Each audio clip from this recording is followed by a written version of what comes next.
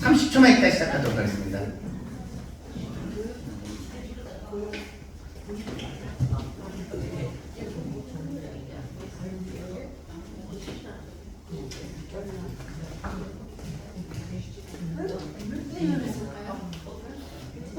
저기 100m 거기서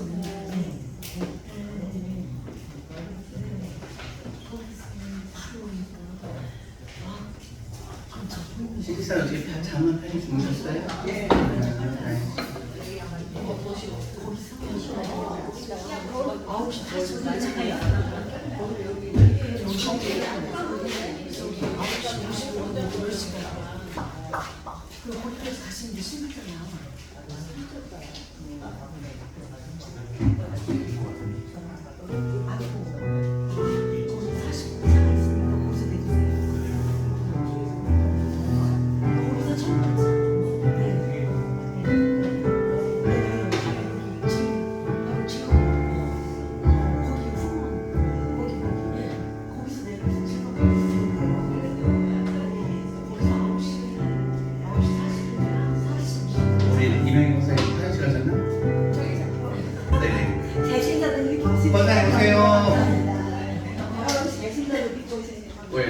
한 사람씩 나가 동시에 같이 나가시죠. 빨빨 누르세요. 선생님 오시니까 봐주잖아. 환영합니다.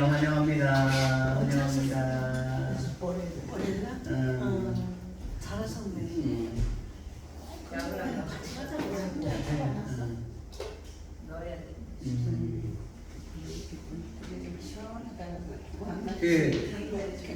시인 집사님 너무 피곤하시면 눈 감고 계세요. 약 안 갖고 오셨다고요? 뻑뻑하거나 그러시면 아예 그냥 눈 감고 예배드리세요. 우리 환영합니다. 우리 서로에게 인사하도록 하겠습니다. 잘 오셨습니다. 오늘 비가 오는데도 불구하고 아이고 축복합니다.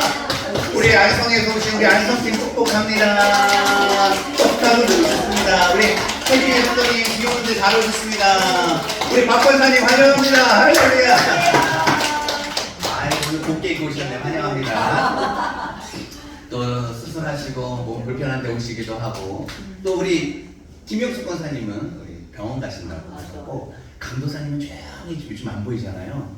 셀비 안 보이는데 아드님하고 제주도 여행 가셨어요.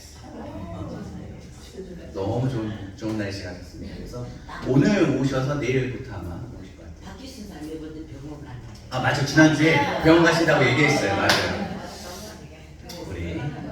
또 못 오신 분들은 아쉽지만 또 다음 주에 함께 다시 만날 걸 기대하면서 온 우리가 힘차게 찬양을 하나님 앞에 나아가도록 하겠습니다. 준비되셨습니까? 네, 달려가 보도록 하죠. 우리 입술로 고백하는 대로 낼 줄 있습니다.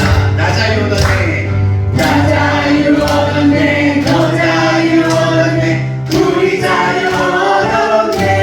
아멘. 나 자유 얻었네, 너 자유 얻었네, 우리 자유 얻었네. 주 말씀하시길 주 사슬 끊겼네, 우리 자유 얻었네. 할렐루야. 나 자유 얻었네, 너 자유 얻었네, 우리 자유 얻었네. 나 구원 받았네, 나 구원 받았네, 너 구원 받았네, 우리 구원 받았네. 나 구원 받았네, 너 구원 받았네, 우리 구원 받았네. 주 말씀하시길 제 사슬 끊겼네, 우리 자유 얻었네. 할렐루야. 나 구원 받았네, 너 구원 받았네, 우리 구원 받았네. 나 성령 받았네, 나 성령 받았네, 너 성령 받았네, 우리 성령 받았네. 나 성령 받았네, 너 성령 받았네, 우리 성령 받았네. 주 말씀하시길 제 사슬 끊겼네, 우리 자유 얻었네. 할렐루야.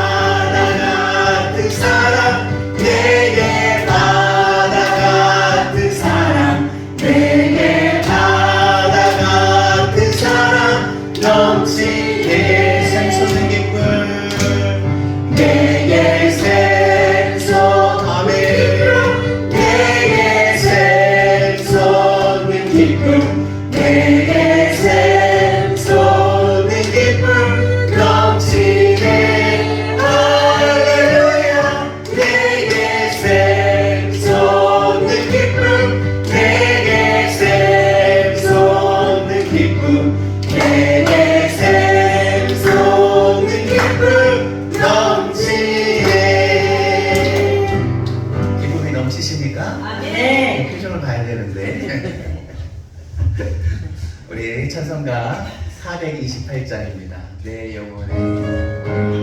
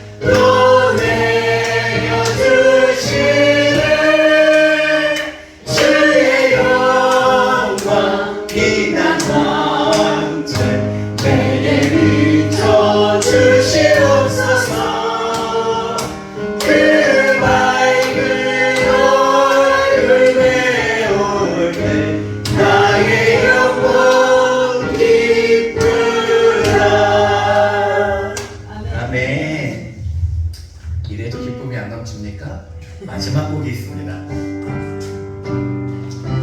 오늘 반드시 기쁨이 여러분 안에 넘칠 줄 믿습니다. 아멘. 찬양하라 내 영혼아, 찬양하라 내 영혼아, 내 속에 있는 것들아 다 찬양하라.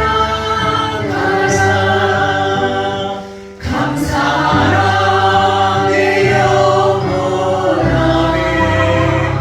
감사하라 내 영혼아, 내 속에 있는 것들아 다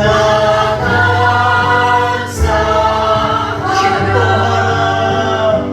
기뻐하라 내 영혼아, 기뻐하라 내 영혼아,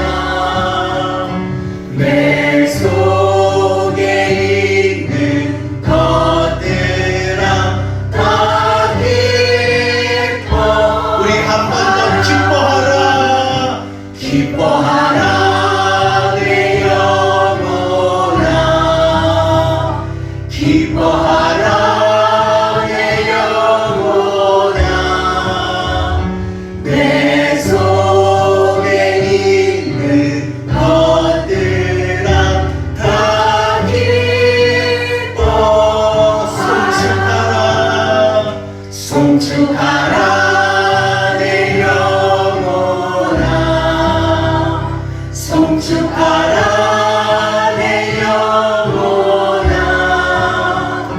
내 속에 있는 것들아 다 송축하라. 우리 예수님이 기도를 가르쳐 주셨습니다. 이렇게 기도하라 말씀해 주셨죠. 우리 함께 예수님이 가르쳐 주신 대로 기도해 보도록 하겠습니다. 하늘에 계신 우리 아버지, 아버지의 이름을 거룩하게 하시며 아버지의 나라가 오게 하시며 아버지의 뜻이 하늘에서와 같이 땅에서도 이루어지게 하소서. 오늘 우리에게 일용할 양식을 주시고 우리가 우리에게 잘못한 사람을 용서하여 준 것 같이 우리 죄를 용서하여 주시고 우리를 시험에 빠지지 않게 하시고 악에서 구하소서. 나라와 권능과 영광이 영원히 아버지의 것입니다. 아멘. 우리 말씀 보도록 하겠습니다. 오늘 말씀은 레위기서예요. 구약 성경이고요. 21장이고 제가 갖고 있는 성경책은 179페이지에 있습니다. 구약 성경이니까 성경책 앞쪽이고요. 179페이지 레위기 21장 10절 단 한 절만 보도록 하겠습니다. 우리 화면 참조해 주셔도 좋습니다. 레위기 21장 10절 단 한 절 보도록 하겠습니다. 우리 함께 한 마음 한 목소리로 같이 읽어보도록 하겠습니다. 준비되셨습니까? 시작. 자기의 형제 중 아니요 부음을 받고 위임되어 그 예복을 입은 대제사장은 그의 머리를 뚫지 말며 그의 옷을 찢지 말며. 무슨 뜻인지 확 이해가 되시죠? 네, 되시면 안 됩니다. 제가 할 일이 없어요. 이해가 안 되셔야 돼요. 그래야지 제가 할 일이 생기는 거예요. 우리 지난주에 이어서 기도에 대해서 제가 여러분과 함께 말씀을 나누려고 하는데 오늘은 기도에 대한 디테일, 지난주는 기도가 이런 느낌이다라는 것, 어떻게 어떤 마음으로 올려드려야 되고 올라간 이 향기의 기도가 어떻게 하나님 앞에 전달되는지 설명을 들었으니 박만성 목사님 생생하게 기억이 나시죠? 아니십니까? 네 가지 복습해 보겠습니다. 네 가지 향을 섞어서 그죠? 소금을 치고 그 향을 성막 안에 있는 제단에다가 피우면 그 향이 올라가는 것이 이것이 성막 안에서 성도의 기도라고 신약 시대에 와서 요한계시록에 설명했습니다. 이게 제가 처음 다룬 거예요. 이 향을 만드는 재료에 대해서 배웠고 그 재료가 의미하는 것을 배웠어요. 우리 첫 번째 따라해 봅시다. 기억이 날까요? 소합향. 한 번 더. 소합향. 소합향은 떼나무인데 떼나무가 뭔지 저도 잘 몰라요. 진액이 자연적으로 흐르는데 흐르는 모양이 눈물과도 같아서 마치 과부의 기도처럼 아주 간절하고 집요한 기도, 그런 기도의 향을 피워야 된다는 것이고, 두 번째 나감향. 따라해 봅시다. 나감향은 이것은 바닷가에 있는 어패류 조개를 갈아서 빻을 때 나는 향인데 이것은 그 빻는 것을 생각하면서 우리 자신이 하나님 앞에 기도할 때 내 자신이 아무것도 아닌 것처럼 빠져서 주님 연약하오니 도와주세요. 그죠? 그때 누구 기도했습니까? 여호수아가 왕이십니까? 저는 어린아이 같아서 아무것도 모르고 아무 힘이 없고 저 대적이 우리를 공격하니 주여 주께서 일해 주십시오 라고 기도하니까 하나님께서 그 전쟁에 개입하시는데 방법도 특이했어요. 레위 사람 한 사람이 이 계시를 받습니다. 이 전쟁은 내게 속했으니 너희 가만히 있어라. 그래서 하나님께서 전쟁을 승리하게 하셨다. 나감향입니다. 세 번째는 풍자향이에요. 풍자향은 향나무의 하나의 일종으로 향이 되게 독하대요. 원래 향나무가 은은하게 오래 가잖아요. 근데 이 향 자체가 사단이 아니죠. 벌레가 짐승이 싫어하는 향이에요. 그래서 성막 안에 이걸 확 피워서 정갈, 독사 이런 것들이 못 들어오게 하는 거예요. 이 향은 우리가 이 향의 기도를 피워서 우리를 공격하는 사단으로부터 대적하는 기도의 의미라고 했습니다. 마지막은 제일 흔한 향이 무엇입니까? 이 세 가지를 유향을 베이스로 해서 섞는데 1대 1대 1의 비율로 25, 25, 25, 25 해서 섞는데 이 유향은 그냥 해독제였어요. 그죠? 해독제였어요. 가장 약방의 감초처럼 쓰이는 기본적으로 들어가는 해독제였단 말입니다. 우리가 회개함으로 하나님 앞에 나아가면 하나님께서 우리를 회복시켜 주신다는 거예요. 회개 없이 회복이 없고 회복 없이 부흥이 없다는 거예요. 내 죄를 회개하면서 시편 56편이었으니까 다윗의 시처럼 우리가 내 죄를 맑게 씻어주십시오. 내 영을 새롭게 해주십시오라고 하나님 앞에 기도하면 이 향이 네 가지가 섞여서 올라가면서 천사가 금향로에 담고 있다가 가득 차는 뚜껑을 닫고 하나님의 보좌 앞에 가서 딱 내려놓으면 하나님께서 뚜껑을 열고 흠양하시면서 아 그래 내가 너희를 도와주마 하고 응답하신다는 놀라운 성경의 말씀이었는데 어떤 권사님이 그러셨어요? 몇십 년을 신앙생활 하면서 이런 얘기 쭉 들어봤어요. 제가 성경에 감추어진 비밀을 잘 풀어서 여러분에게 설명하려고 노력할 테니까 여러분 빠지지 말고 오시게요. 다음 주도 오시도록 하겠습니다. 다음 주 우리 최준혜 성도님 다음 주도 오세요. 네. 콕 집어서 얘기해야지. 지난주에 콕 집었던 우리 설치사님 안 오셨는데 무슨 일이 있을 수 있습니까? 그 다음 주에는 있고요. 그 다음 주는 설 전날이라 제가 안 하려고 예배. 네, 인사 가실 때 인사 가시고 저도 또 목사님한테 또 인사드릴 때가 있으니까 날마다 수예배가 계속 있을 거라고 생각하면 안 돼요. 소중하게 생각하고 있을 때 열심히 잘하셔야 됩니다. 오늘은 레일입니다. 딱 한 절 들고 나왔어요. 그런데 이렇게 기도의 성격보다도 오늘 제가 드리고 싶은 삘이 꽂힌 건 뭐냐면 어떤 태도로 주님 앞에 나가야 되는가 하나만 전달하려고 해요. 근데 그 하나를 전달하기 위해서 내 생각이 아니라 구약시대에 하나님께서 제사장에게 요구하는 그 하나를 보도록 하겠습니다. 레이는 뭐냐면 이스라엘에 12지파가 있는데 그 중에 레이라는 아들에게는 하나님께서 특별한 것을 그 지파에게 특별한 것을 요구했어. 너는 특별하게 땅을 너희가 주지 않을 테니까 농사를 짓거나 그 다음에 양을 키워서 11조를 들여서 하나님을 예배하는 것이 아니라 너희는 특별히 성막 도구를 챙기고 나르고 그 안에서 제사를 집행하고 이런 예배에 관한 일들을 특별히 섬기는 지파가 되라 라고 세운 것이 레위 지파입니다. 그러니까 지금 생각하면 저와 같은 불의의 사람들이죠. 하나님을 예배하는 강도사님 뭐 전도사 우리 교회 전도사님 안 계시지만 하나님을 예배하는 일에 쓰임받는 주의 종들이죠. 근데 이들은 땅을 주시지 않았어요. 그러니까 수입이 없어요. 그러니까 나머지 11지파의 그런 11조를 이들이 대신 가져서 그것으로 삶을 가졌습니다. 그 레위 지파 중에서도 또 소수가 제사장으로 뽑혀가지고 성막 안에 들어갔어. 아니면 성막 밖에 있는 번제단에서 이렇게 제사를 드리는 일을 도왔습니다. 광야에서 텐트 생활했으니까 이게 성전 자체가 텐트로 만들어지거든요. 또 이동해야 되잖아요. 이동할 때는 그 기둥 다 뽑고 천 다 뽑고 두루두루 말아가지고 레인들만 이걸 들고 갈 수 있어요. 그래가지고 또 이동하는 거예요. 딴 일 안 하고 이것만 챙기는 거예요.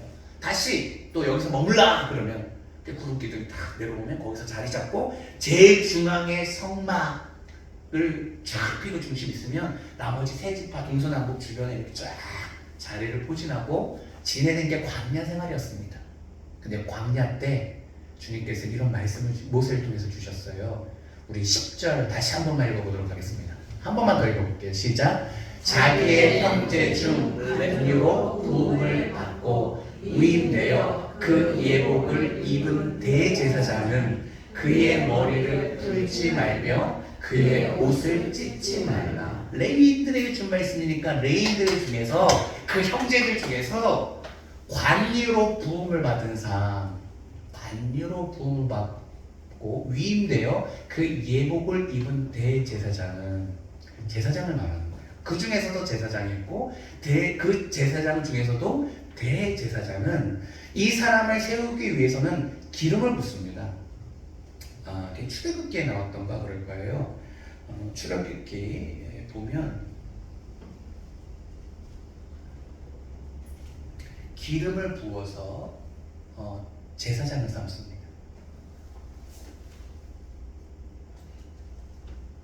제사장을 삼고 그 제사장으로 위임이 되면 예복을 입고 하나님 앞에 이제 예배드리는 행위를 하게 되어 있는 거예요. 기름을 붓습니다. 이 그 출애굽기 30장 제가 정확히 기억이 안 나네. 거기 보면 지난주에 우리 향을 만드는 방법을 봤잖아요. 이 관유를 만드는 방법이 또 나와요. 이 관유를 만들어요.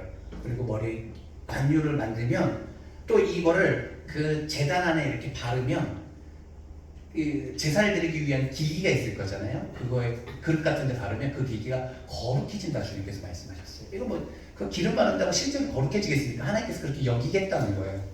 그리고 번제단에 이렇게 뿌리고 물두멍에 이렇게 바르고 향단에 바르고 떡상에 바르면 거기에 있는 모든 기기들이 하나님 앞에 거룩해져요. 이게 관유예요. 관유 만드는 법을 또 가르쳐 주셨어요. 근데 이 관유를 누구에게 뿌리냐면 대제사장에게 뿌린다고 합니다. 머리에 부어서 대제사장으로 삼는 거예요. 그러면 어떤 의미겠습니까? 이 사람이 하나님 앞에서 거룩해진다는 뜻이에요. 그런데 이렇게 제사장이 되면 머리를 풀지 말고 그의 옷을 찢지 말래요. 오늘 배울 이게 도대체 무슨 의미인지 보는 겁니다. 그러니까 레위기는 레위 사람들과 레위 사람들이 성막에서 하는 그 행동에 대한 이야기들인데 어떻게 보면 레위 지파에게 한 얘기인데 이것은 레위 지파뿐만 아니라 성경책이잖아요. 성경책이 있을 때는 우리에게도 의미가 있는 거잖아요. 우리가 어떻게 하면 거룩하신 하나님 앞에 나아가서 예배하고 기도해야 되는지에 대한 기본 정신이 있는 거예요. 그러니까 우리는 거룩하신 하나님 앞에 지금 예배하러 왔습니다. 거룩하신 그분 앞에 그분의 코드에 맞춰야 되는 거예요. 내가 거룩하니 너희도 거룩하라 말씀하셨고 너희는 예배할 때 성령과 진실로 하나님을 예배하라고 했습니다. 진리로. 영과 진리로 예배하라고 말했단 말입니다.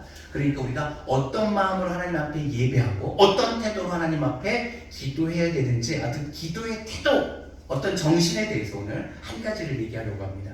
첫 번째 오늘 본문을 설명하면요. 첫 번째 포인트는 뭐냐면 감당할 수 없는 슬픔과 절망의 순간에 옷을 찢었습니다. 이스라엘의 역사를 보면 사람들이 옷을 찢는다는 얘기가 구약 성경, 신약 성경 계속 가득하게 일어나요. 근데 어떤 순간에 옷을 찢었냐면 그들의 문화예요, 정서예요, 전통이에요. 그것은 뭐냐면 감당할 수 없는 슬픔, 내가 해결할 수 없는 문제, 큰 산이 내 앞에 있어서 너무 절망적일 때 자신의 답답한 심령을 토로하기 위해서 이것을 옷을 찢었단 말입니다. 저 사람이 옷을 찢었다. 와, 그럼 집안에 진짜 풀 수 없는 숙제가 있구나, 답답하겠구나 라고 사람들이 알 수 있는 것이죠. 왕이 옷을 찢었다. 그러면 나라에 정말 큰 슬픔과 큰 고난이 있다는 것을 의미해요. 너무 치욕적인 거죠. 집안에 치욕적인 일을 당했어요. 그런데 어떻게 할 수 없어요. 우리 힘이 약하기 때문에. 그렇기 때문에 고통스러운 거예요. 그 인생의 무게가 너무나도 무겁고 슬픈데 그 슬픔을 눈물로 표현하기에는 너무 깊어. 그러니까 옷을 찢음으로 내가 이렇게 절박하다. 내 마음이 애간장이 녹는다. 이 답답함을 그렇게 한마디로 절규의 표시입니다. 옷을 찢는다는 것은 인생의 답에 해답이 없다는 겁니다. 자신의 상황을 옷을 찢으면서 나는 지금 완전히 망가졌고 이 상황 속에서 내가 다시 회복되기가 나는 답이 없다, 희망이 없다 라고 표시하는 거예요. 수습할 수 없는 순간이 되면 옷을 찢었던 것입니다. 그래서 옷을 찢는다는 것은 그 사람에게 비극을 표현하는 것이고 옷을 찢는다는 것은 그 사람에게 불가능한 상황이 있다는 것이고 지금 커다란 문제 앞에서 압도당하여 절박함에 옷을 찢을 수밖에 없었던 것은 그렇게라도 해야지 숨 쉴 수 있을 것 같아서 선택의 여지 없이 옷을 찢어왔습니다. 성경의 인물들을 보면 옷을 찢었어요. 욥이라는 인물이 있습니다. 우리 처음 듣는 분들도 있을 거예요. 욥이라는 사람이 있어요. 이 사람은 동방의 부자였어요. 많은 걸 가졌어요. 그런데 어느 날 종이 슬픈 소식을 알는 거예요. 지금 큰아들 집에 10명의 형제들이 다 모여 있었어요. 욥의 아들들과 딸들이 10명이 모였는데 그 들판에서 큰 강풍이 와가지고 이 집에 모퉁이를 팍 쳐가지고 잔치를 벌이던 그 아들들이 집에 폭삭 그냥 죽어버린 거예요. 지금 어딥니까? 모르코가 지금 뭐 3,000명이 죽었다 그러잖아요. 지진이 그렇게 무섭잖아요. 마치 자연재해로 인해서 이 하필 그날 한 자리에 모였던 자녀들이 10명이 한 자리에 죽었다는 소식을 그 현장에 있었던 종이 달려와가지고 절규하면서 얘기하는 거예요. 그 소식을 들었을 때 욥이 어떻게 했을 거예요? 참담하여서 옷을 찢습니다. 욥기 2장 20절 말씀 읽어보도록 하겠습니다. 욥기 1장 20절이군요. 함께 읽죠. 시작. 욥이 일어나 겉옷을 찢고 머리털을 밀고 땅에 엎드려져 예배하며. 자식 한 명만 죽어도 우리는 미칠 텐데 10명이 한날 한시에 죽었으니 제정신이겠습니까? 열왕기 하 6장을 보면 그때 아람왕 벤하닷이라는 사람이 사마리아를 치러 공격하러 옵니다. 사마리아 그때 왕이 따로 있었어요. 그 사마리아를 둘러싸요. 이걸 포위합니다. 사람들이 나가지도 못하고 들어오지도 못하고. 무슨 문제가 생깁니까? 먹을 물과 식량이 떨어지죠. 그러니까 먹을 것이 떨어지니까 시장에서 당나귀 머리와 비둘기 똥을 팔기 시작합니다. 왜 팔아요? 먹을 게 없어서. 그거라도 먹으려고. 비둘기가 먹고 남은 그 배설물에 껴있는 씨앗 같은 거라도 먹으려고 그걸 파는 거예요. 문제는 여기서 멈추지 않았습니다. 상황이 더 심각해져요. 어떻게 되냐면 먹을 게 없으니까 자녀를 잡아먹어요.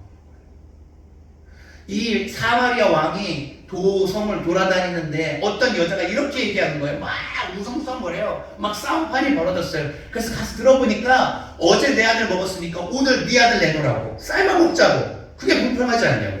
이미 어저께 삶아서 먹은 거야 아들을. 그리고 다른 여자의 아들을 내놓으라고 지금 머리 끄덕이는 먹고 싸우는 거. 이 얘기를 누가 들었습니까? 왕이 들었어요. 사마리아 왕이. 참담하여서 말에서 내려서 그날 옷을 찢고 울부짖어요. 어떤 상황인지 알겠습니까? 옷을 찢는다는 게 참 한 번도 들어보지 못한 인생의 고뇌와 그 고통 속에서 진짜 내가 죽지 못하고 살아있을 때 우리는 옷을 찢는다는 겁니다. 성경을 보면 여호수아 갈렙이 정탐을 하고 와서요 막 밤새 울고 그 백성들이 우리 애국으로 다시 돌아가자 그랬을 때 옷을 찢었어요. 다윗이요 몰래 은밀하게 부하의 아내를 간음하고 그리고 그 부하가 그 아이가 임신해봤는데 그 사실을 알까봐 그 부하를 사주해서 죽였는데 이 살인사건과 간음사건이 온 천하의 선지자를 통해서 드러났을 때 하나님 앞에 창피하고 부끄럽고 죄송해서 옷을 찢습니다. 그날 밤에 주님 제가 죽일 놈입니다. 그게 시편 59편 얘기예요. 환영합니다. 약속 지키시네요. 잘하셨어요. 지사님 지금 옷을 찢는다는 얘기를 하고 있어요. 한 번 정도 들어보셨을 거예요. 구약의 역사에 이렇게 참담한 사건 속에서 압도적인 슬픔 속에서 압도적인 절망 속에서 아무것도 할 수 없는 딜레마 고민은 있어요. 그런데 이 고민 내가 해결할 수 없어요. 내가 살아가면서 자녀의 문제 남편의 문제 해결할 수 없어요. 그건 고통스러운 거예요. 남편 수도 없이 아내 이혼할 생각을 하고 있는 거예요. 근데 엄마 생각하면 시골에 계신 아빠 생각하면 야 그러지도 못하고 같이 살자니 죽겠고 그게 그렇게 큰 거예요. 자녀를 낳았는데 내 뜻대로 되지 않고 또 자녀의 아픔을 바라보는 어미의 심정은 어떻습니까? 내가 아프고 싶잖아요. 근데 답이 없어요. 신앙생활 하는데 여기저기서 이런 소리가 들리는데 내가 할 수 있는 게 아무것도 없어요. 그럴 때 우리는 옷을 찢습니다. 인생을 살아가다 보면 여러 가지 고통을 경험하게 됩니다. 그런데 그런 아픔 속에서 어려울 때마다 이 유대인들은 옷을 찢으면서 자신의 고통을 표현했습니다. 두 번째, 오늘 말씀의 핵심이죠. 제사장은 하나님의 임재 앞에서 옷 찢는 것을 금하셨습니다. 10절 말씀 다시 한번 읽어보겠습니다.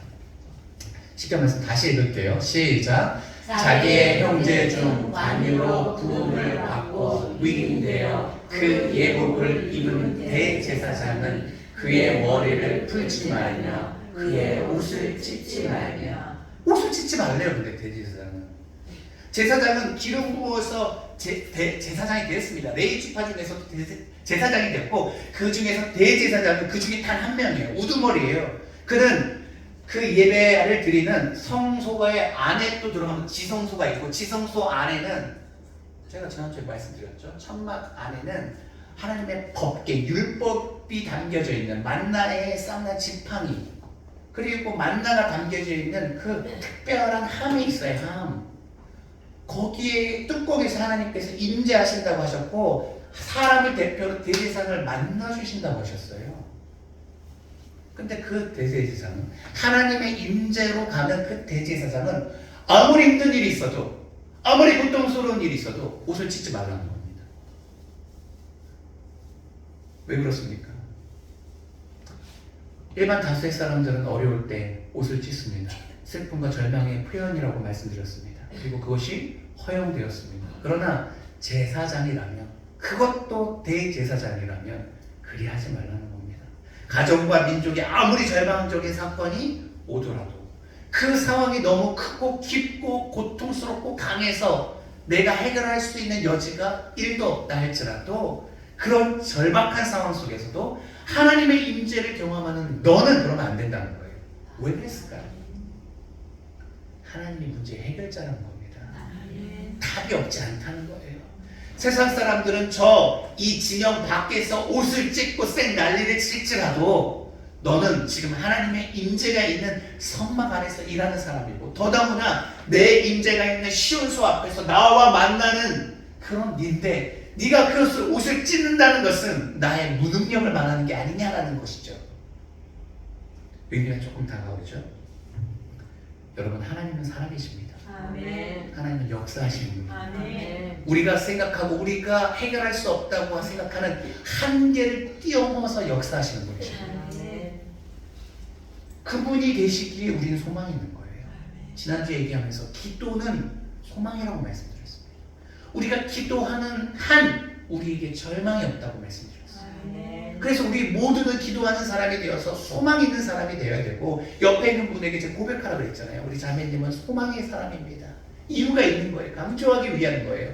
기도하는 한 우리에게 절망이라는 단어는 있다 없다? 없다. 이거 머릿속으로 각인하고 있어야 돼요. 절망이 왔을 때 그것을 거부할 수 있는 거예요. 너가 나와 상관없는 거야. 그 감정은 옳은 감정이 아니야.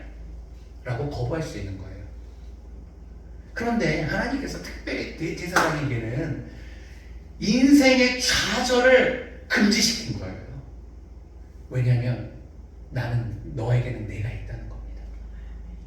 사랑하는 성도님, 하나님이 계시는 한 우리에게는 옷을 찢으며 답이 없는 상황, 이것을 인정할 수 없습니다. 하나님은 말씀드렸던 것처럼 모든 문제의 답이고 모든 상황보다 크시기 때문에 그렇습니다. 아멘. 강력한 임재를 경험한 대제사장에는 절망도 금지시킨 이유가 그것입니다. 좌절을 금지시켰습니다. 그것을 찢는다는 것은 불신앙을 의미하는 것입니다. 한마디로 대제사장이 옷을 찢는다, 이것은 사치입니다. 불신앙입니다. 하나님을 거부하는 것입니다. 신약시대에 와서 우리는 어떤 자가 되었습니까? 베드로 사도가 엄청난 얘기를 하죠. 제사장은 특별한 사람인데 그들이 특별한 게 아니라 우리 모두가 특별하다. 베드로전서 2장 9절 말씀 읽어보도록 하겠습니다. 참고 말씀 한번 띄워주시겠습니까? 함께 읽죠. 시작. 그러나 너희는 택하신 족속이요 왕같은 뭐다? 제사장이다. 너희가, 너뿐만 아니라 너희 모두가 제사장인데 왕같은 권위를 갖고 있는 제사장이라는 겁니다. 우리 모두가 하나님의 임재 가운데로 들어갈 수 있다는 거예요. 주님이 돌아가셨습니다. 십자가에서요. 십자가에서 돌아가셨을 때 이 성막 안에 성소와 지성소를 가르고 있는 그 휘장이 밑에서부터 위로 사람이 찌르는 것이 아니라 아무도 손을 대지 않는데 하늘에서 하나님께서 찢으셔서 두꺼운 그 휘장 위에서부터 반을 쫙 쪼개줍니다. 그 휘장 안에는 대제사장밖에 들어갈 수 없었어요. 근데 이제는 누가 들어간다는 겁니까? 우리 모두가 들어갈 수 있는 담력을 얻었다는 거예요. 예수 안에서 참 대제사장인 예수의 피로 말미암아 우리는 동물의 피를 흘리지 찢지 않아도 하나님의 임재가 있는 그 예배당으로 들어가는 거예요. 아멘. 우리 신부님의 고해 성사에 의해서 그를 통하지 않고 우리가 직접 하나님 앞에 기도할 수 있다는 거예요. 아멘. 우리가 기도하면 천사가 연락한다는 거예요. 아멘. 하나님께로. 사랑하는 성도님, 우리가 제사장이 되었어요. 아멘. 우리가 직접 하나님의 임재로 나갈 수 있습니다. 아멘. 그렇다는 것은 무엇입니까? 오늘 읽었던 레위기의 말씀은 누구의 말씀이다? 우리의 말씀이다. 잘 듣고 계시네, 집사님. 컨디션 너무 좋습니다. 그죠? 잘 듣고 있어요. 맞아요. 우리의 말씀이에요. 대제사장에게 주신 말씀인 줄 알았는데 우리의 말씀이에요. 하나님께서 뭐라고 말했습니까? 영미야, 너 옷 찢지 말라고 말하는 거예요.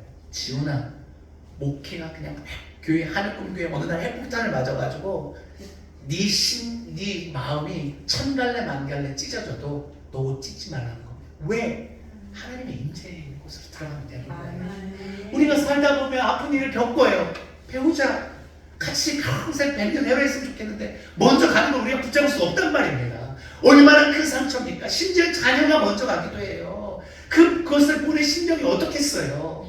이혼하고 경제적으로 파산하고 그렇지 않습니까? 누군가에게 왕따 당하고 고통스러워요. 그런데 그 어떤 상황이 오더라도 잠시 우리가 풀죽어 있을 수 있죠. 의기소침해질 수 있죠. 의욕이 없을 수 있죠. 그러나 옷을 찢으면서 네 삶이 다한 것처럼 그렇게 살지 말라는 겁니다. 하나님이 살아계십니다.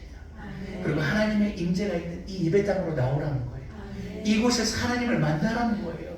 하나님을 경험하는 거예요. 하나님께서 말씀하시지 않습니까? 찬양하라 내 영혼아. 내 영혼은 찬양할 수 없어요.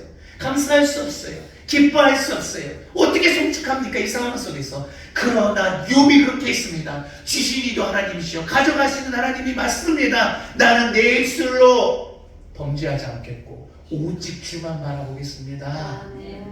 이 시험을 통과하고 나서 예전에는 하나님을 희미하게 봤으나 이제는 있는 그대로 내가 하나님의 존재 앞에서 하나님의 얼굴을 봅니다.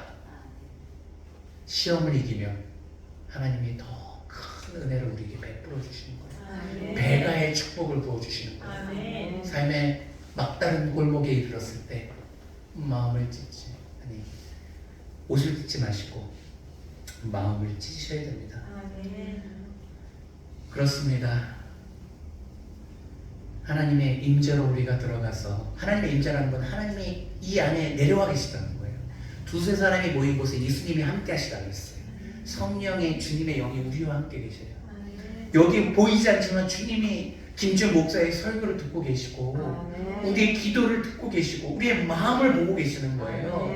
그러면 인생의 큰 고통 속에서 힘을 주세요. 아프지, 힘들지, 내 다 안다.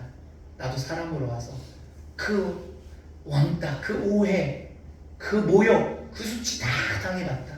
나는 벗겨져 봤어. 나의 하체가 다 드러나고 그들이 침 뱉고 갈대로 얼굴 때리고 손바닥으로 뺨을 때리며 여러 가지 말로 희롱하고 머리에 가시나무로 왕관을 씌우니 얼마나 어처구니 없습니까?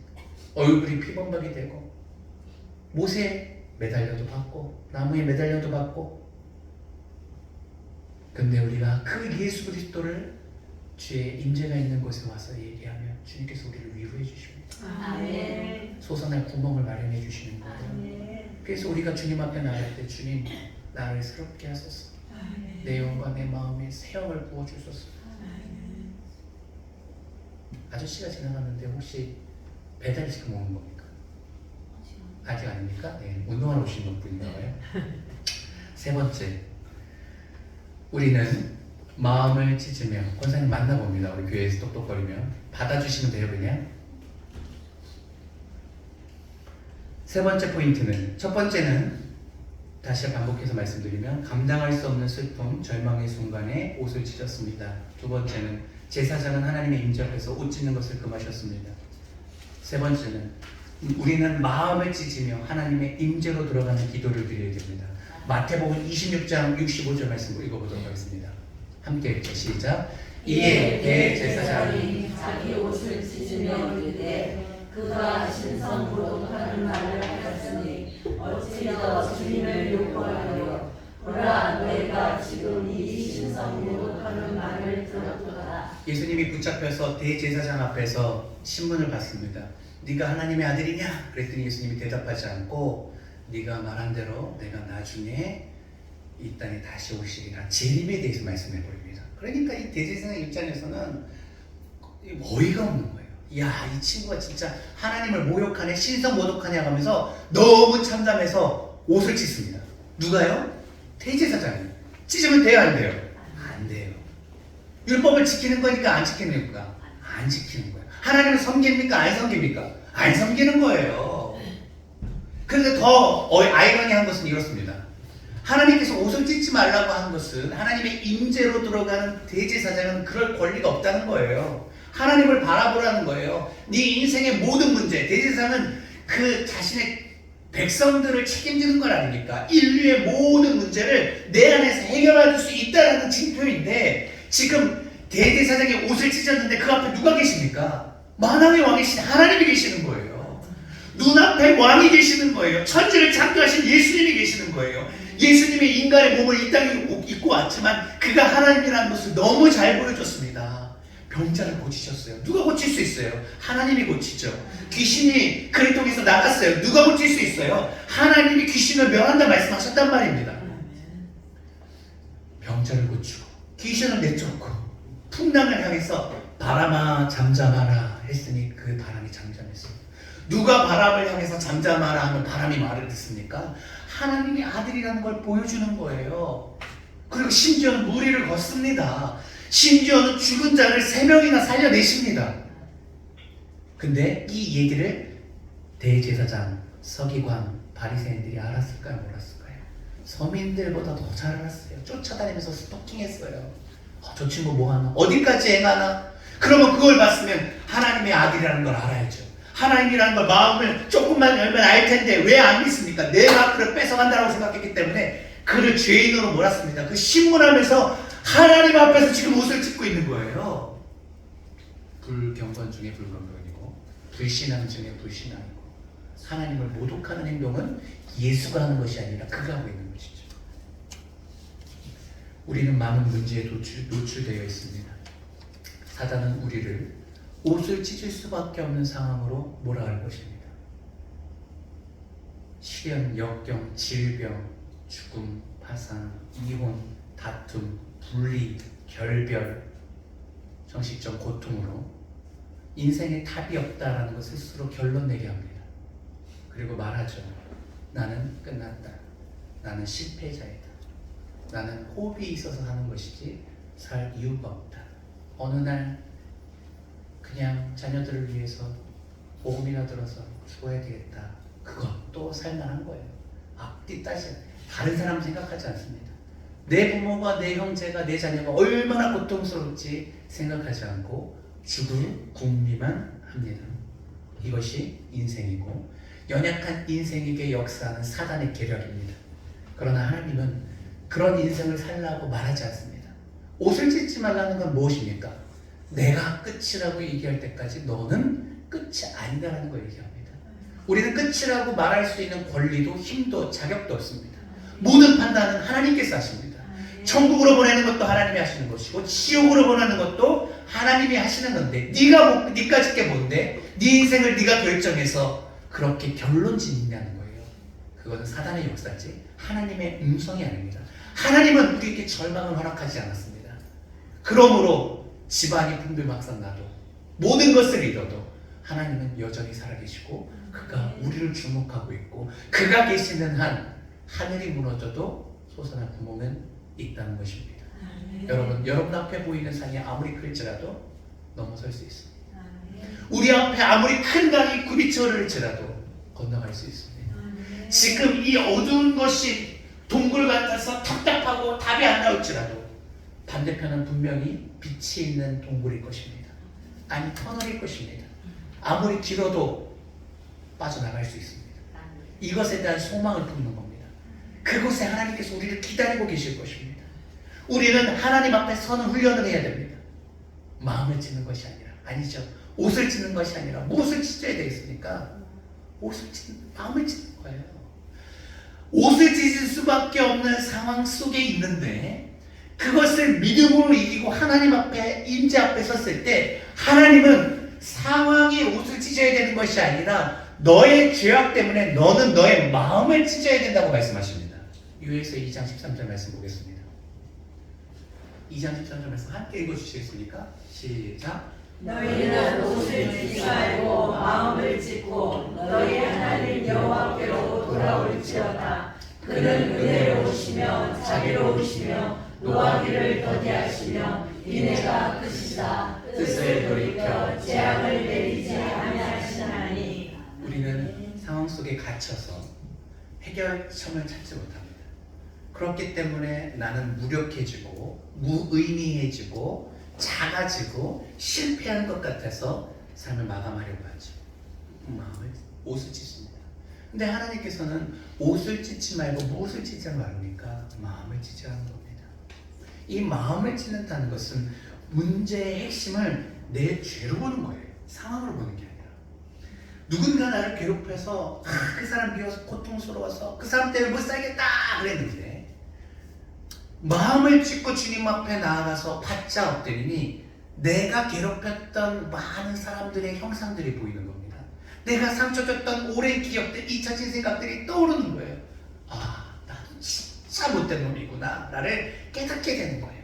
전에는 한없이 내가 착한 줄 알았는데 내가 살아오면서 나의 자녀에게, 내 배우자에게, 이웃에게 고통을 줬던 것을 생각나게 하시는 거예요. 그래서 하나님 앞에 이 문제를 가지고 회개하며 나가는 겁니다. 하나님, 문제가 저의 문제였네요. 저도 죄인이었네요. 누군가도 저 때문에 그렇게 고통스러워했을 텐데 그거를 몰랐네요. 나만 잘난 줄 알았는데. 나간 향전처럼 우리가 부서져야 되는 것이죠. 사도 바울은 하나님의 임재 가운데 이것을 경험했습니다. 그리고 하나님의 임재 가운데서 모든 상황 속에서 돌파할 수 있다는 것을 깨달았고 그것을 선포합니다. 고린도후서 4장 8절 말씀 읽어봅니다. 고린도후서 4장 8절 없습니까? 우리가 사방으로 우겨쌈을 당하여도 쌓이지 아니하며 답답한 일을 당하여도 낙심하지 아니하며 사방으로 우겨싸여도 쌓이지 않고 답답한 일을 당하여도 낙심하지 않는다. 마음을 찢는 것이 아니라 주님 앞에 섰을 때 주님이 돌파구를 제시해 주신다는 겁니다. 온 세상이 달라붙어서 김주윤이라는 사람을 끌어내리려고 해도 내가 하나님 앞에 마음을 찢고 나가는 이상 나는 하나님의 허락 없이는 끌어내림을 당하지 않는다는 겁니다. 하나님을 믿을 때 그 정도 배짱이 있어야 되지 않겠습니까? 종교 개혁자들이 그 정도 배짱 없이 교황이랑 어떻게 붙어서 싸워서 이겨냈겠습니까? 교회 핍박 속에서 지금 선교 현장에서도 그렇게 두려워 떨면 무슨 일을 하겠습니까? 우리 각자가 마찬가지입니다. 예수 믿는다고 했을 때 끌어내리라는 사람이 있습니다. 평상시에 온화한 얼굴로 봤던 사람도 이제 교회 다녀요 그러면 눈빛이 달라져. 올리려고 올리기 쉽지 않은데 이게 이렇게 올라가요. 무서워 죽겠어. 그런데 꺾이지 마십시오. 별거 아닙니다. 여러분 스스로 비련의 여주인공이 되지 마십시오. 남자가 마찬가지입니다. 여러분의 마음을 상실이라는 단어에 절망이라는 단어에 두지 마십시오. 따지고 보면 아무것도 아닙니다. 내가 둘려 쌓여져 있고 내가 답답해서 내가 오판하는 거예요. 아무것도 아닙니다. 앞서 얘기한 것처럼 큰 산 넘을 수 있습니다. 강 건널 수 있습니다. 터널 통과할 수 있습니다. 아무리 큰 아픔도 지금은 치유되지 않을 것 같지만 치유됩니다. 하나님이 계시기 때문에 그렇습니다. 어떤 강한 핍박도 이겨낼 수 있습니다. 그들이 여러분 어찌하지 못합니다.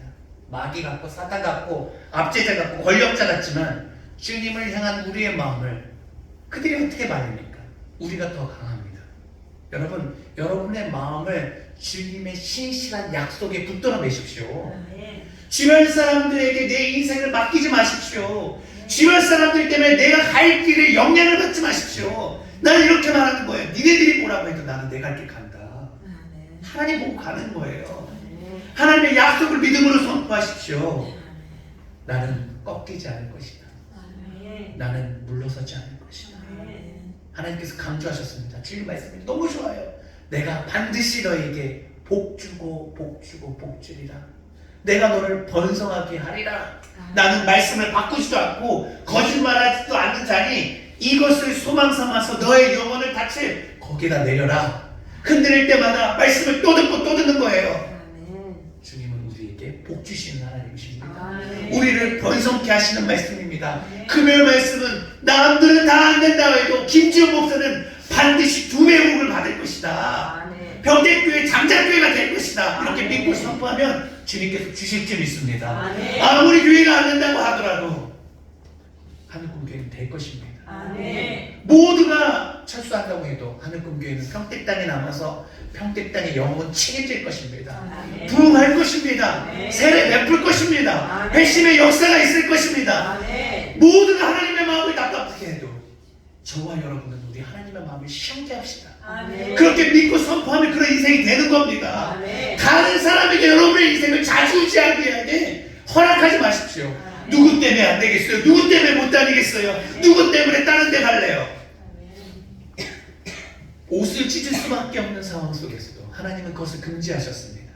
믿음으로 그것을 이겨내고 내가 하나님 앞에 임재로 들어가면 주님께서 다 극복하게 하십니다. 그게 하나님이십니다. 말씀을 맺으려고 합니다. 일에 시작할 때 찬양 부르고 우리가 말씀 듣기 전에 하나님 예수님이 가르쳐 주신 기도, 제자들이 예수님 기도 어떻게 해요? 그랬더니 기도는 이렇게 하라 하면서 하늘에 계신 우리 아버지여 이렇게 가르쳐 주십니다. 시간이 되면 제가 강의할 시간이 있을 것 같아요. 핵심은 뭐냐? 우리가 기도하는 대상이 아버지라는 겁니다. 구약 성경에 한 번도 하나님을 향해서 아버지라 표현한 적이 없습니다. 하나님은 두려운 분이시고 놀라운 분이시고 너무 큰 분이라는 거예요. 근데 아들 되신 예수님께서 제자들한테 기도할 때 그렇게 가르쳐 주셨어요. 나는 이렇게 기도하는데 너희도 이렇게 기도해라. 그럼 우리도 그렇게 기도해도 된다는 거잖아요. 하나님은 어떤 분이냐? 아빠라는 거예요. 저 애들 되게 예뻐하고 귀여워하는데 혼낼 때 무섭습니다. 아이들이 발발발발 떨어요. 근데 막내는 막내예요. 그렇게 아빠한테 버럭 소리처럼 혼나고 나서도 이렇게 품에 안고 들어. 이거 어떻게 이거 어떻게 해? 화는 내가 미안해. 어떤 마음인지 알겠지? 막내들의 막내들. 우리 아들을 보면 제가 생각이 있는 거 싶을 때가 있어요. 맨날 대회 드릴 때 졸다가 저번에 안 졸아서 칭찬해줬어요. 아들아 오늘 안 졸았냐 했더니 그냥 멍 때리고 있었어. 아빠가 무서우면서도 아빠는 아빠인 거예요. 교회 물건을 다 자기 물건처럼 만져야 거리낌이 없어요. 우리 주일학교 애들 한 번 생각하거든요. 그래도 사무실이 본인 방처럼 들어와서 거기서 밥 먹고 있고 아빠는 아빠인 거예요. 목사님이지만 그 이전에 아빠인 거예요. 아빠 물건은 자기 물건인 거예요. 무엇입니까? 우리가 하나님은 우리 아빠라는 거예요. 아빠, 아버지. 로마서 8장 15절 말씀 읽어봅니다. 로마서 8장 15절 함께 이제 시작. 너희는 다시 무서워하는 종의 영을 받지 아니하고 양자의 영을 받았으므로 우리가 아빠, 아버지라고 부르시느니라. 그는 아빠예요. 아버지예요. 그러니까 하나님 앞에 기도할 때 너무 어렵게 생각하지 마세요. 아빠 그러면서 아양하면서 품에 파고 들어가면 돼요. 죄 지었죠. 죄인이죠. 근데 어떻게 할 거예요? 그렇게 생겨먹은 거야. 똑같은 문제 똑같이 넘어지는 파국을 어떻게 해요? 그게 여러분이고 저잖아요. 근데 아빠는 알아요. 혼날 거 알면서도 혼날 때 혼나더라도 그 아빠 미안해요 한마디면 눈 녹듯이 녹는 거예요. 예수님의 이름으로 용서해 주세요. 그러면 사라지는 거예요. 우리가 해야 할 일은 아무리 힘들어도 그 앞에서 부르짖는 거예요. 환난 날에 우리를 건져주신다고 하셨잖아요. 지난주에 하셨잖아요. 부르짖으면 그가 응답하신다고 하셨잖아요. 근데 왜 바로 응답하시지 않는지 아십니까? 아이들은 나가서 사달라고 했을 때 바로바로 사주면 알아요. 엄마 아빠를 이겨먹고 사용해먹고 그냥 가서 달라 그러는 거예요. 그런데 가르치는 거예요. 필요할 때 주는 거예요. 마치 그래요. 우리가 기도할 때마다 바로바로 줬어요. 근데 이영숙 성도님 이제 막 기도를 배우고 계시는데 막 바로바로 주잖아요. 그러면 하나님께서 초신자님 바로바로 주실 거예요. 근데 때로는 시간적 기다림을 갖고 계세요. 만약에 우리가 바로바로 달라면 어떤 현상이 일어나냐면 받고 돌고 화장실 들어갈 때는 나갈 때는 다르잖아요. 받고 도망가고 또 마음대로 살다가 와서 기도하고 받고 도망가고 이거 반복할 거란 말입니다. 하나님께서 우리에게 트레이닝 시키는 거예요. 뭘 트레이닝 시키냐면 하나님의 임재 가운데 머물고 있는 것을 트레이닝 시키는 거예요. 그 임재 가운데 있으면서 하나님과 교제하는 거예요. 하나님의 성품을 알아가는 거예요. 하나님과 소통하는 거예요. 하나님은 이런 분이시구나. 그 앞에서 기다리는 것을 배우는 거예요. 그래서 하나님은 좋은 분이시다. 우리에게 가장 좋은 시간대에 응답하신다. 그 교제와 기다림의 시간을 통해서 하나님을 알아가고 우리의 성품을 변화시키고 그 주님의 품 안에서 살아가는 법을 배우는 거예요. 근데 우리는 기도해야 됩니다. 그러면 하나님께서 가장 좋을 때, 가장 좋은 시간에 우리에게 응답하시는 거예요. 우리가 한 말씀만 읽고 말씀을 맺으려고 합니다. 히브리서 4장 16절 말씀 읽어보죠. 읽습니다. 시작. 그러므로 우리는 긍휼하심을 받고 때를 따라 돕는 은혜를 얻기 위하여 은혜의 보좌 앞에 담대히 나아갈 것입니다. 여러분 살아가다 보면 이미 겪으신 분들이 있어요. 얘기 들어보면 힘들어하셨겠다. 어떻게 그 시간을 인내하셨을까? 살아계심에 감사하다 이런 느낄 때가 있어요. 그런 시간이 또 올 수 있습니다. 그게 인생입니다. 고난이 많은 것이 인생이고 그것이 죄의 결과입니다. 아담에게서 엄청난 일을 행한 거예요. 그건 어찌할 수 없죠. 하지만 하나님께서는 우리에게 좌절을 허락하시지 않았고 금지시켰고 몸이 아닌 옷이 아닌 마음을 찢게 하셨고 하나님 앞에 마음을 찢고 긍휼함으로 나아가 기도하면 모든 것을 극복하게 하시고 이기게 하시고 승리하게 하셨습니다. 제가 오늘 말씀을 시작하면서 기도의 여러 가지가 아니라 하나의 태도를 말씀드린다고 했습니다. 여러분 하나님 앞에 어떤 마음으로 나가야 되겠습니까? 하늘에 가신 하나님, 제가 다 찢겨서 왔습니다. 지금은 상황적으로는 옷을 찢을 수밖에 없는데 주께서 허락하시지 않았으므로 저는 하나님 앞에 나왔사오니 주여 내 갈기갈기 찢긴 내 마음을 주님께서 봉합해 주십시오. 무너져버린 부서져버린 내 마음을 주님께서 다시 세워주십시오 라고 자비를 구하며 나아가면 주께서 불쌍히 여겨주시고 우리를 다시 만들어 주시는데 다시 만들어 줄 때는 이전과 같은 모양이 아니라 하나님께서 더 좋을 대로 하나님의 사역을 감당할 수 있는 강한 사람으로 능력자로 하나님의 권세 가운데 내 아버지의 권위를 다 갖다 쓸 수 있는 보다 넓은 지경의 사람으로 우리를 거듭나게 하십니다. 이것이 우리의 소망입니다. 오늘 기도하면서 그것을 한번 경험할 텐데 찬양 한참 부르고 경험하는 시간 갖도록 하겠습니다.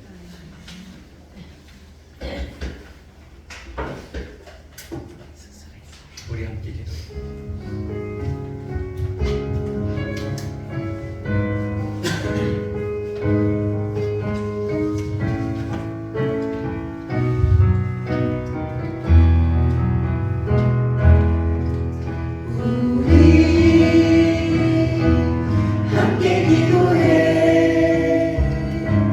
주 앞에 나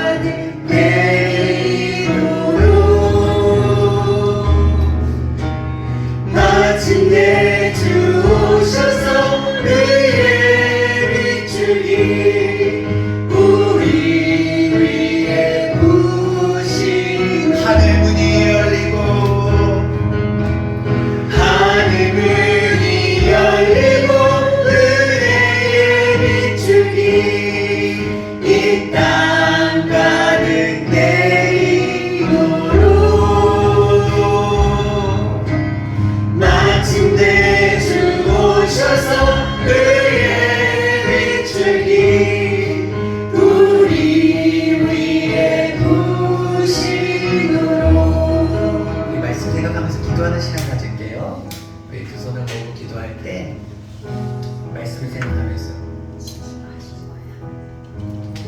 인생에게는 고난과 환난이 많다 하나님께서 말씀하셨습니다. 믿는 자에게는 고난이 많다 하셨습니다. 정해진 길입니다. 피할 수 없습니다. 어떻게 감당해야 되겠습니까? 감당할 수 없죠. 유일한 방법은 하나님께 우리 인생을 맡기는 겁니다. 그냥 그가 계신 곳에 서 있는 것이고 그가 나를 어떻게 다루시는지 내 인생을 맡기는 겁니다. 그분의 임재가 있는 이 예배의 자리로 와서 이 시간 주님께서 부서져 버린 내 마음을 어떻게 만지시는지 그냥 그를 기대하는 겁니다. 이가 우리가 할 수 있는 전부이며 최선입니다. 그러나 놀랍게도 막다른 골목 같았으나 그것이 끝이 아님을 주님께서 알려주십니다. 그 너머에 환한빛이 있고 소망이 있음을 알려주십니다. 그 고난을 통해서 우리를 연단하시고 우리에게 더 큰 복을 부어주실 하나님이 우리를 기다리고 계십니다. 어려운 일이 있으십니까? 어려우십니까? 답답합니까? 사방으로 우겨쌈을 쌌습니까? 옷을 찢지 마시고 마음을 찢고 주님 앞에 나가십시오. 그분에게 눈물을 흘리시고 그들에게 아픔을 토로하시고 하나님 앞에 부르짖으십시오. 주여 제 마음을 주님 앞에 올려드립니다. 세상에서 찢긴 내 마음을 주님 앞에 올려드립니다. 오로지 주를 믿는 기대로 주님 앞에 섰사오니 주여 책임져 주시옵소서. 우리 하나님 앞에 주님의 임재가 있는 곳으로 주님의 아버지 만남을 소망하면서 함께 기도하며 나아가도록 하겠습니다. 기도하십니다. 아버지 주여 아버지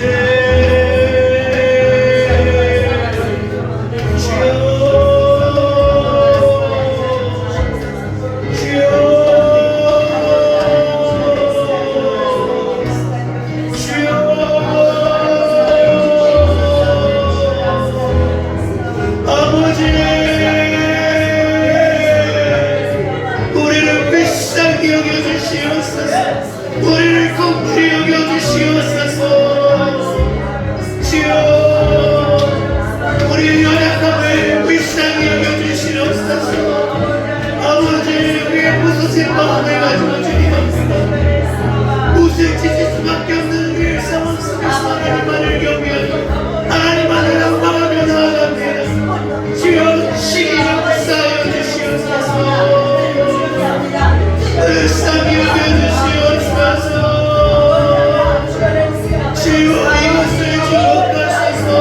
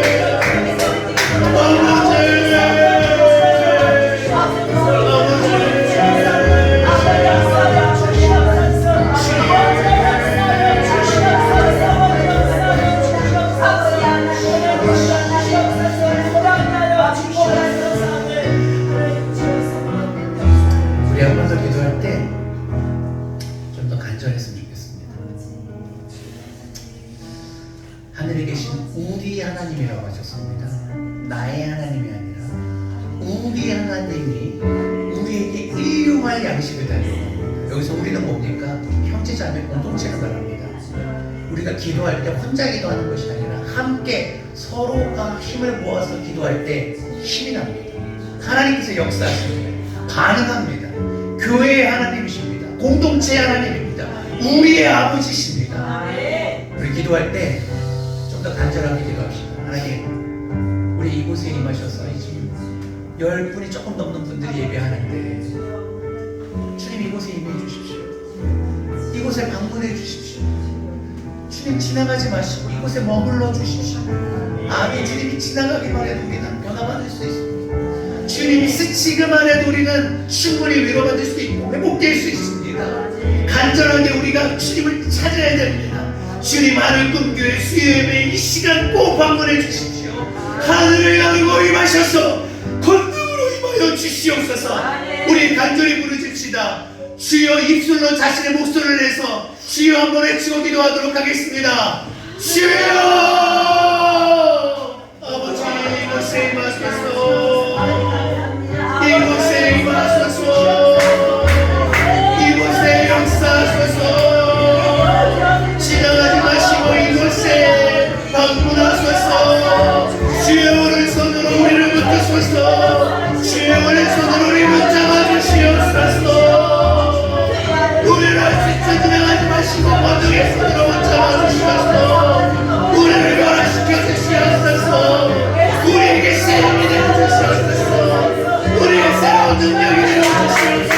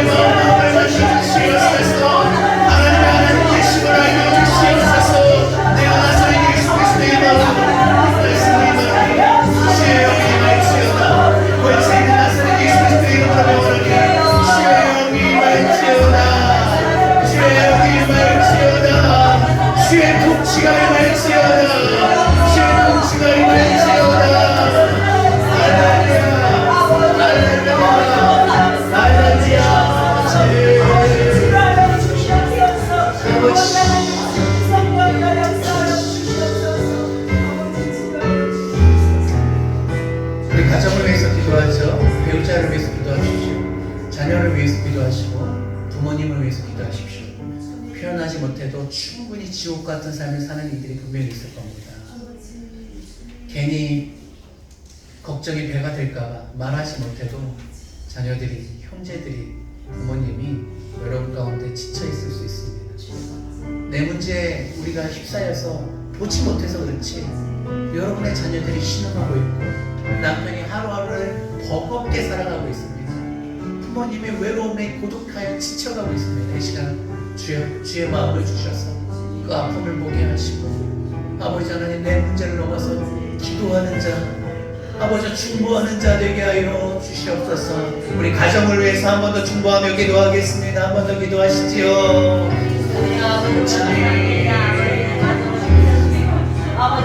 우리의 자녀들 축복합니다.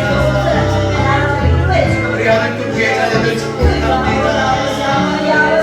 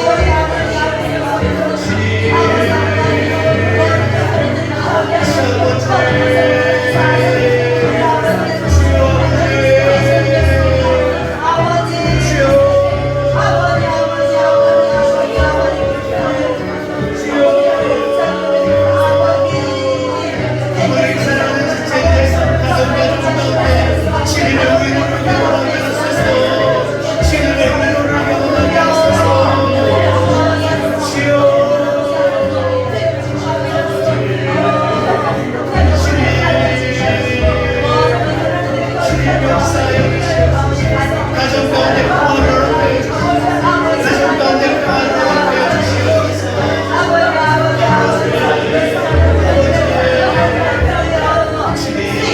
신의 역사에서 하나님 교회 모든 이들을 세워주시옵소서.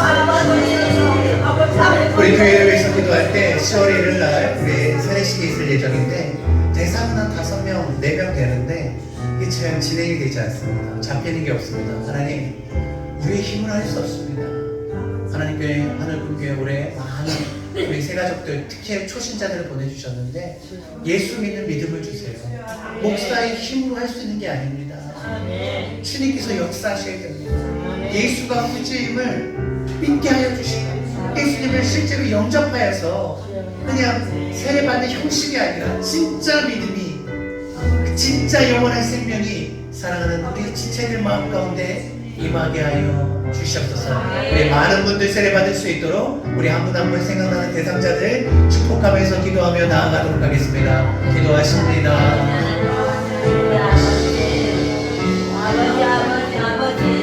하나님 축복합니다. 우리 젊은이들 축복합니다. 제가 축복합니다. 아버지 성령 역사에 영성을 축복합니다. 아버지 성령을 축복합니다. 아버지 성령을 축복합니다. 만정장을 축복하고 다행장을 축복합니다. 변화장을 축복합니다. 예수 믿는 믿음 주시옵소서. 확신 가운데 머물게 하소서. 영생을 소유하게 하소서.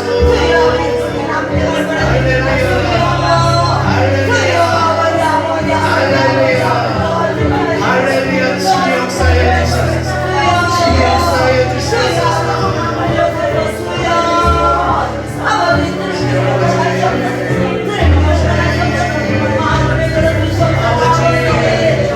기쁨의 축제에 예배가 되게 하여 주시옵소서. 한 영혼이 구원받아 주님 앞에 세우므로 주님 앞에서 은총과 기쁨의 날을 되게 하여 주시옵소서.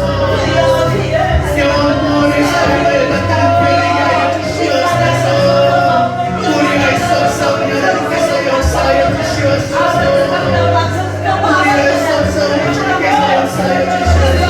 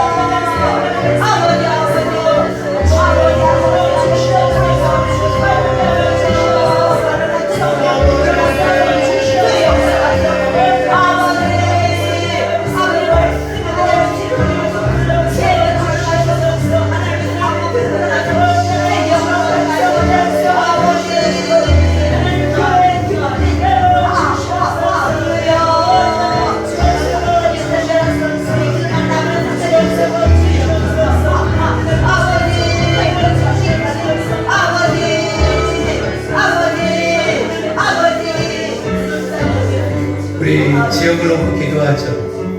우리 제가 개척하면서 하나님께서 에스겔 47장에 말씀 주셨습니다. 주의 영광이 성전에 들어와 성전 동편문 틈으로 생수의 물이 흘러 그 물이 흘러 온 땅을 덮을 때 부비쳐 흘려 갈수록 깊어지고 그곳에 살아나는 역사가 있습니다. 아멘. 죽어가는 생물들이, 물고기들이 살아나고 그 강 옆으로는 과일 나무가 과일을 맺고 그 잎은 약재로 쓰이며 회복을 의미하는 걸 알겠습니다. 사해까지 흘러가 그 사해에 물고기가 살아 어부가 물고기를 잡는 그 에스겔에게 보여진 그 예언의 말씀을 하늘분교해 주셨습니다. 비록 작게 시작하였고 미비하였지만 주님께서 이 기도를 붙들고 환상을 꾸며 아버지 기도하게 하셨습니다. 하늘분교의 임자 하나님의 임자가 그 생수의 물이 흘러 우리 평택 땅으로 다 흘러가는 것을 상상하며 기도합시다. 단지마다, 산업단지마다, 마을마다, 학교, 관공서마다, 공장마다 이 생수의 강이 흐를 때마다 살아나는 역사를 허락하여 주시옵소서. 악기, 귀신, 사단의 역사가 떠나가게 하여 주시옵소서. 평택 땅에 이단이 발붙이지 못하게 하여 주시옵소서. 아버지 주님의 평강이 가정마다 임하게 하여 주시옵소서. 다투고 싸우고 폭력적이고 중독의 영이 떠나가게 하여 주셔서 거룩한 영이 아버지 평택 땅을 덮게 하여 주시고 이 강물이 닿는 것마다 부게 하여 주셔서 공장이 돌아가게 하여 주시옵시고 사업이 잘 되게 하여 주시옵시고 소문난 도시 되게 하여 주시옵시고 사람들이 모이게 하여 주시옵시고 이곳에서 주님의 영광을 보게 하여 주시옵소서. 하늘 꿈교의 자녀이 평택 땅의 영혼을 덮게 하여 주시옵소서. 이 땅을 축복하며 기도할 때 주여 한번 외치고 기도합니다. 주여 축복합니다. 이 땅을 축복합니다. 주의 영광이 임할지어다. 주의 성전에서 나오는 물을 맺지마라. 영혼들이 살아날지어다. 영혼들이 살아날지어다. 주의 생수의 물이 나는 곳마다 병자가 치유될지어다. 귀신의 역사가 떠나갈지어다. 모든 정직들 모든 무상들 다 닦아낼지어다.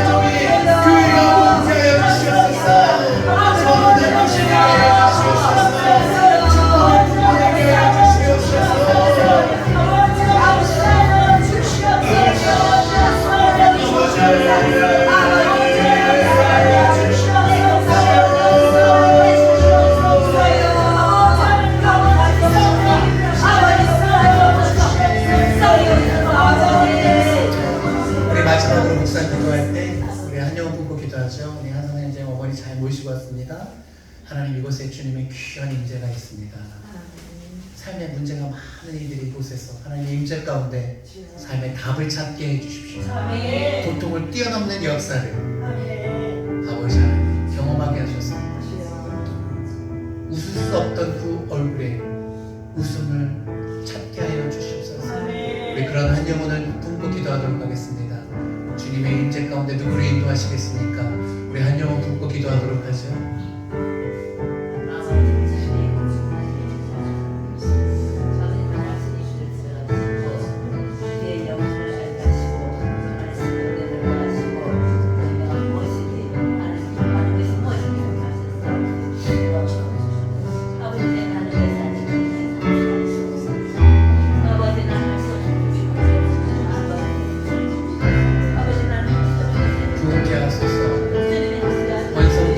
아버지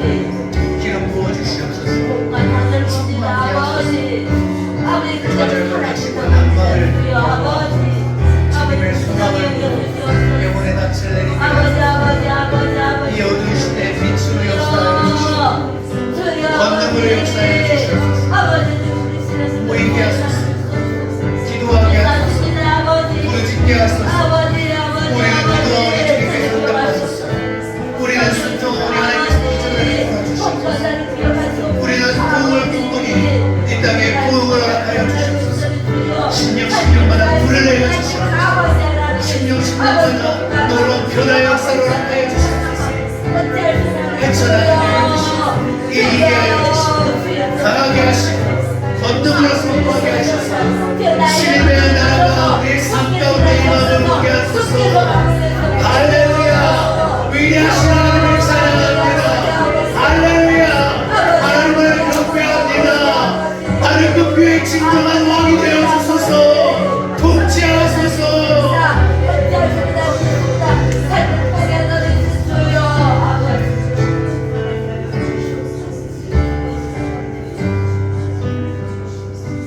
하나님, 세상은 모두가 죽겠다 합니다. 세상은 다 그렇게 어려움을 토로하고 불황을 얘기하고 한계를 얘기하고 고통을 얘기하고 다 신음합니다. 이 세상에게 필요한 것은 그들의 아픔을 들어주는 한 사람입니다. 위로하는 한 사람입니다. 그러나 우리는 우리의 문제 때문에 그럴 여유고 그런 마음도 힘도 없습니다. 하나님, 우리의 정말 어려운 현실 속에서 옷을 찢는 것이 아니라 마음을 찢게 하여 주시고 무너진 마음을 세우시는 그 하나님 앞에서 위로와 회복과 세움과 높임을 받아 세상에 나가 죽겠다라고 말하는 이들의 아버지 하나님 위로가 되게 하여 주시옵소서. 눈물을 닦게 하시고 예수 안에서 새로운 삶이 있음을 보여주게 하시고 우리의 삶의 향기가 우리 몸에 있는 상처가 그들에게 소망이 되게 하여 주시옵소서. 아버지 하나님, 하늘분교에 허락하신 놀라운 임재를 감사합니다. 이것을 주목하심에 감사합니다. 끊임없이 귀한 천하보다 귀한 영혼을 보내어 주심에 감사합니다. 10월 1일 날 세례를 준비하고 있습니다. 한 영혼 한 영혼이 예수를 믿어 영접하게 하시고 이 아름다운 고백을 하나님과 온 성도들 앞에 할 때에 우리의 모두의 최고의 기쁜 날이 되게 하여 주시옵소서. 한 영으로 만족할 수 없습니다. 많은 영혼이 세례받게 하여 주시옵소서. 기대하며 주님 앞에 도움을 청하오니 주께서 일어나셔서 역사하셔서 한 영혼 한 영혼 가운데 놀라운 은혜의 손길을 허락하여 주시옵시고 10월 1일이 정말 전에 없던 하늘꿈교회 최고의 축제의 예배가 되게 하여 주시옵소서. 영혼의 기쁨을 모두가 누리게 하여 주시옵시고 천국 잔치가 되게 하여 주시옵소서.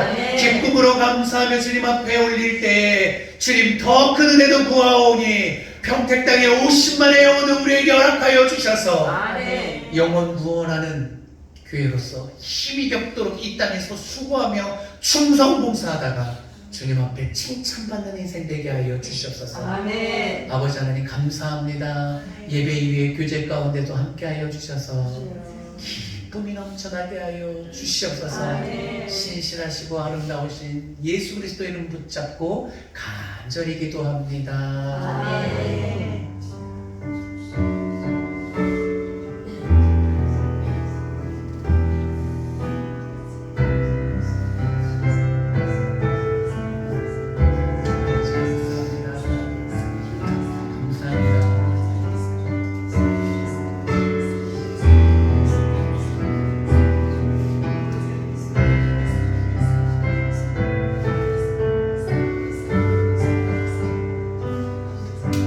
우리의 예배를 받으시고 기도에 응답하신 하나님께 영광의 박수 올려드립니다.